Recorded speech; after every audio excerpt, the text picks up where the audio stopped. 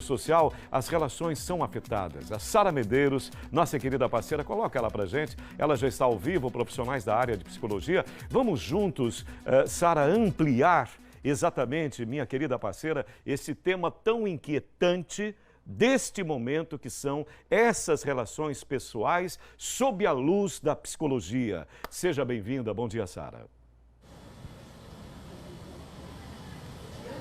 Bom dia, Sérgio. Pois é, esse isolamento social, para muitas pessoas, ele tem realmente refletido no psicológico. Quem já é ansioso tem realmente ficado mais ansioso. Por isso que a gente veio procurar justamente a ajuda de especialistas para esclarecer para a gente como passar por esse momento e passar de forma tranquila. A gente está aqui com a psicóloga Camila Santiago. Bom dia, Camila. Bom dia, Sara. Camila, é um momento realmente que todos estão com medo dessa pandemia e quem já é ansioso acaba refletindo ainda mais no dia a dia dessa pessoa? Sara, essa pandemia, esse isolamento, ele aconteceu de forma abrupta. Então, a pessoa que ela já é ansiosa, ela tende a despertar, inevitavelmente, momentos de crise. Mas, quando começa a modificar um pouco o olhar diante dessa situação e compreende que é uma proteção e uma necessidade e que dessa forma você consegue se proteger, proteger os seus familiares, proteger a população de risco, você consegue encontrar meios e soluções para enfrentar de maneira mais tranquila e com um significado mais positivo todo esse isolamento. Vocês aqui, a gente está no Hospital Primavera, Sérgio, aqui vocês têm percebido que tem aumentado o número de pessoas que chegam aqui em busca de ajuda? Olha, o aumento em busca de ajuda por conta de crise de ansiedade vem aumentando gradativamente. É notório que ao longo dos meses a gente está tendo um aumento, por exemplo, de pessoas com transtornos de humor, depressão, tentativas de suicídio, crises de ansiedade. O mês de janeiro, por exemplo, aqui na Rede Primavera, a gente teve um aumento significativo de doenças psiquiátricas, psicológicas nos atendimentos. Com esse isolamento social, houve uma redução do internamento por conta da própria orientação de permanecer em casa. Em contrapartida, a gente percebe que os familiares que têm pacientes internados no outro hospital, aqui no hospital, com outras doenças que não seja o suspeito ou confirmação de Covid-19, eles estão sim com um aumento significativo desse nível de ansiedade, com um comportamento mais depressivo, porque houve inevitavelmente até uma limitação nas visitas para o seu ente que está internado. Então, junta a preocupação com todo esse contexto social que nós estamos vivendo e ao adoecimento do seu familiar que está aqui. Ô, doutora Camila, a gente tem percebido que muitos profissionais da área da psicologia, principalmente, têm realizado esses atendimentos, por videoconferência. Isso, nesse momento, também traz um alívio, é muito importante para esses pacientes? Sim. O Conselho Federal de Psicologia, ele liberou o atendimento online para todos os profissionais que são cadastrados no Conselho, certo? Então, o que é que acontece? Muitos pacientes, eles têm tido essa rede de apoio, esse mecanismo, para poder aliviar toda a tensão e toda a angústia que estão vivendo com esse isolamento. Então, tem sido, sim, um meio de busca para poder enfrentar todo esse processo. Além de outras propostas que a gente pode encontrar dentro do nosso sistema familiar, daquele nosso núcleo onde a gente está mantendo isolado. Então, vamos falar que propostas são essas. Proposta que eu falo assim, a proposta ela é individual. É importante cada um conhecer aquilo que te faz bem. Não adianta eu chegar aqui e trazer para você, Sara, olha, aumente seu nível de leitura, vá assistir séries e filmes, se de repente eu sou uma pessoa que eu me satisfaço muito com o exercício físico. Então, é importante a gente conhecer primeiro aquilo que nos faz bem. Mas temos sim, tem pessoas que têm encontrado a atividade física, a alimentação saudável é fundamental.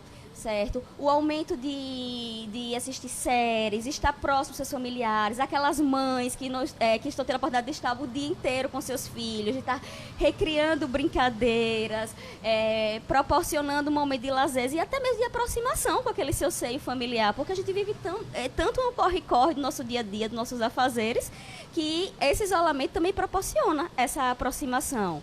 Porque é importante a gente perceber que se a gente consegue manter esse equilíbrio emocional, a gente diminui também nossas repercussões físicas. Sim. A nossa saúde física também está muito atrelada ao nosso estado emocional. Doutora Camila, eu queria agradecer bastante pela participação e a sua fala ela é muito importante porque ela traz para a gente esse sentido que realmente é o momento da gente ressignificar. Obrigada. Sérgio, a gente continua ainda falando sobre como manter a saúde mental nesse isolamento, mas antes a gente queria exibir um vídeo de uma brasileira que está na Itália, que a gente sabe que vive hoje o epicentro, né, dessa pandemia, e ela traz para a gente um relato que ela publicou nas redes sociais das fases desse isolamento social. Vamos ver. Primeira semana foi clima de férias que a gente estava começando a entender. Na verdade, a gente ainda não estava entendendo o que estava acontecendo. As crianças já estavam sem aula, muitos pais levavam elas para andar de bicicleta no parque, todo mundo fazia suas caminhadas normalmente, idosos, pessoas que iam praticar atividade física, jogar bola.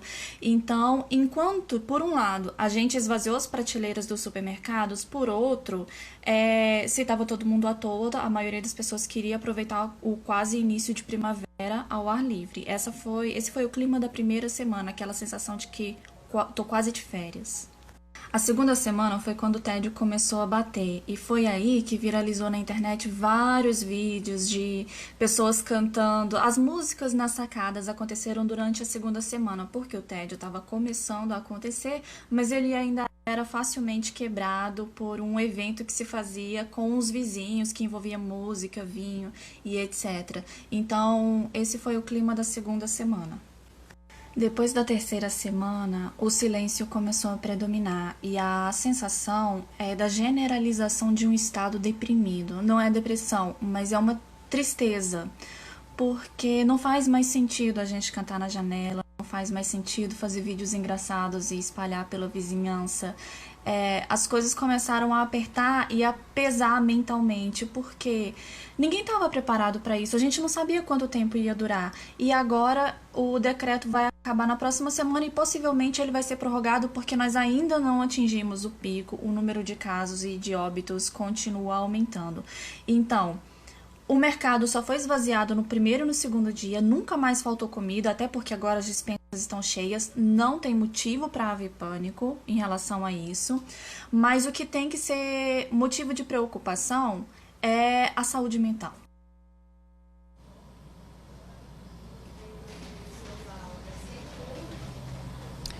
Pois é, Sérgio, a gente acompanha esse relato aí dessa brasileira que está lá na Itália, que fala muito bem, né? Todas essas fases, primeiro essa sensação de férias, inclusive a gente tem percebido aqui na capital que muitas pessoas ainda estão na rua, né? Não estão respeitando esse isolamento social. A gente tem que deixar bem claro que nesse momento é importante que as pessoas fiquem em casa, que só saia realmente por alguma necessidade de ir ao supermercado para abastecer a despensa, de ir à farmácia e deixe que vá às ruas somente aqueles profissionais de serviços essenciais que não podem parar, como os profissionais da saúde. A exemplo aqui do local onde nós estamos, que é o hospital, que está recebendo essas pessoas com todas as comorbidades, não só agora por conta do Covid-19. A gente vai continuar falando agora com o psicólogo Davi, que já está aqui conosco. Davi, a gente tem um dado, né, da Organização Mundial da Saúde que o brasileiro são um dos povos mais ansiosos do mundo. São cerca de 19 milhões de brasileiros que convivem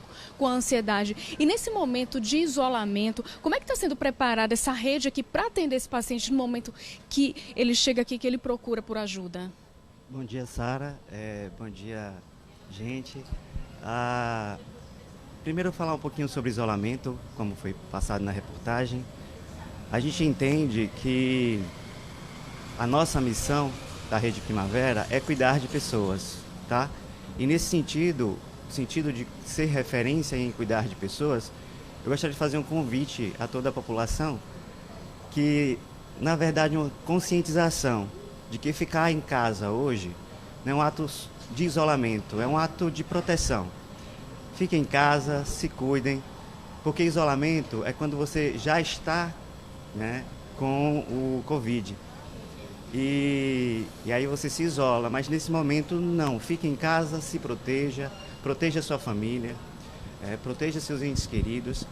E se houver a necessidade, como foi dito, aí sim você sai. Ao chegar aqui, né, nos casos de algum tipo de transtorno de humor, como ansiedade, a gente tem uma estrutura preparada para atender, tá? Temos psicólogos aqui e temos profissionais multidisciplinares que atendem todas as demandas, tá? Embora a gente não seja um hospital psiquiátrico, a gente atende e, se for o caso, a gente faz qualquer tipo de encaminhamento. Faz a intervenção, pratica os cuidados e faz todo o direcionamento que é cabível. Doutor Davi, nesse momento em que as pessoas estão nesse distanciamento social, estão confinadas em casa, e é assim que tem que ser, é bom deixar bem claro, o que fazer? A doutora Camila, ela já deu até umas dicas, mas, por exemplo, aquele idoso que é mais teimoso, como convencê-lo a realmente ficar em casa? Que tipo de atividade fazer com eles para deixar esse momento em que ele está em casa, que ele está confinado, mais leve, mais tranquilo? Essa é uma ótima pergunta, né? Os nossos idosos, eles são muito teimosos às vezes, né? Nesse sentido, é interessante eu falar sobre a seguinte questão. O Covid, tá? Ele é um vírus altamente contagioso. E se a gente pensar sobre a questão de contágio e proteção, a gente vai falar sobre higienização das mãos, vai falar sobre distanciamento e outras questões. Na saúde emocional, é o mesmo sentido. Existem emoções que são contagiantes. Tá? Por exemplo, o amor, ele é contagiante, tá? O afeto, tá? A alegria, o cuidado, a relação entre pessoas, mesmo que distante, porque a questão é proteção e isolamento contra o vírus, mas não contra o afeto.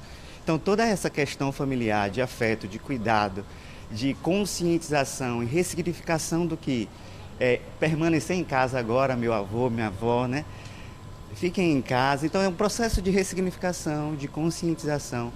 É mais um trabalho de dia a dia para que isso seja viável e permissível para esses idosos. Não só para os idosos, mas para toda a população.